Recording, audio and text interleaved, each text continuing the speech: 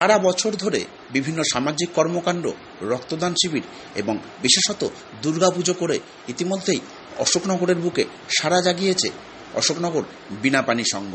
আর এই ক্লাবেই আজ ছিল নবনির্মিত দুর্গামণ্ডপের দ্বারোদ্ঘাটন এবং স্বর্গীয় সর্বান ও কুণালের স্মৃতিরক্ষাতে এক মহতী রক্তদান শিবির। আর এই শিবিরেই আজ উপস্থিত হয়েছিলেন বেলুর মঠের মহারাজ শ্রীমৎ স্বামী রীতানন্দজি মহারাজ। রীতানন্দজি মহারাজই আজ এই নবনির্মিত দুর্গামণ্ডপের দ্বারোদ্ঘাটন করলেন। এরপরে তিনি মাল্যদান করেন ক্লাবের দুই যুবক অকাল প্রয়াত সর্বান এবং কুণালের ছবিতে। আর এ প্রসঙ্গেই আমরা মুখোমুখি হয়েছিলাম মহারাজের। আমরা কথা বলেছিলাম এই প্রথমবার রক্তদাতা এক কিশোরীর সঙ্গেও। এছাড়াও আমাদের এই অনুষ্ঠানের ব্যাপারে জানালেন প্রয়াত সর্বান চৌধুরীর পিতা সনম চৌধুরী। সব মিলিয়ে অনুষ্ঠানটি হয়ে উঠেছিল মহতী। এছাড়াও ছিল দেহ এবং চক্ষুদানের অঙ্গীকার শিবির, যা পরিচালনা করছিল পশ্চিমবঙ্গ বিজ্ঞান মঞ্চ। রক্ত নেয় বারাসাত হাসপাতাল।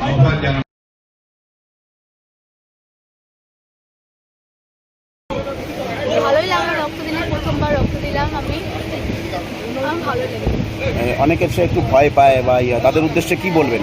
আমারও ভয় লেগেছিল, কিন্তু এবার আমরা সবাইকে শুনেছি রক্ত দাও, সবাই বলছিল হ্যাঁ দিয়ে দে। আমার বয়সটা হলো তাই 18 হলো আর দিলে 20, তাই ভাবছিলাম অনেকদিন ধরে এবার এটা আমাদের ক্লাবে হলো, তাই এবারে আমার রক্ত দেওয়ার ভালো লাগছে। স্মৃতিটাকে বাঁচিয়ে রাখার চেষ্টা করছেন আপনি? আমরা এইভাবে যে সামাজিক বিভিন্ন কর্মকাণ্ড, সেই কর্মকাণ্ডের মধ্যে দিয়েই ওকে সারা জন্মের জন্য আমরা এইভাবে বাঁচিয়ে রাখবো। অন্তত আমি যাতে বেঁচে থাকবো, তত আমি বেঁচে থাকাকালীন যাতে দেখে যাই এগুলো, সেই দিক থেকে আমি অর্থের দিক থেকে চিন্তা করে কোনো ধরনের পিছপা হই না। সামগ্রিক কত বছর হলো ছেলে মারা গেছে? ছেলে মারা গেছে 5 বছর। আপনার নাম? আমার নাম সনম চৌধুরী। বাবা, কর্মকাণ্ড কি কি অনুষ্ঠান হচ্ছে আজকে? আজকে আমাদের স্বেচ্ছায় রক্তদান শিবির এবং আমাদের দীর্ঘদিনের প্রচেষ্টা, দীর্ঘদিনের ইচ্ছা ছিল আমাদের এই দুর্গাপূজা মণ্ডপ তৈরি করব, তাতে আমরা সাফল্য লাভ করেছি। তাতে সাফল্য লাভ করেছি। আমাদের এই এলাকার জনগণ এবং জনসাধারণের থেকে বহু রকম সাহায্য পেয়েছি। এবং এটা রাজ্যব্যাপী একটা চলছে, দুটো সম্প্রদায়ের মধ্যে কটু কথা বলা, একটা সম্প্রদায়ের বলা বন্ধ করলেই হলো। হ্যাঁ, এটি অশোকনগর বীণাপাণি সংঘের উদ্যোগে অষ্টমবারে রক্তদান উৎসব এবং শিবির হয়েছে। আশা করা যাচ্ছে প্রায় 100 জনের মতো রক্তদাতা স্বেচ্ছায় রক্তদান করবেন।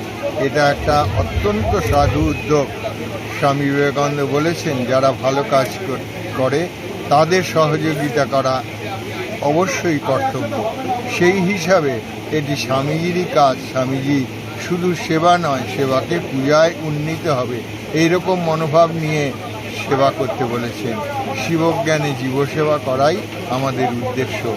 এইভাবেই সমাজে সেই চেতনাটি যখন আসবে, তখন সেইটি আমাদের নিজেদের জীবনকে যেমন উন্নততর করবে, তেমনি জগৎবাসীর মানসিকতাকেও সমৃদ্ধতর করবে।